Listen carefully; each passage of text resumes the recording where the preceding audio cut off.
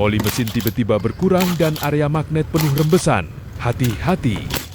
Kali ini datang Honda PCX dengan keluhan oli mesin sering berkurang. Setelah dilakukan pemeriksaan, ternyata sumber masalahnya berasal dari sil magnet yang sudah bocor. Sil magnet berfungsi menahan oli agar tidak keluar dari area magnet, dan spul. Jika sil mulai aus atau mengeras karena usia pemakaian, oli akan merembes keluar dan mengotori bagian mesin.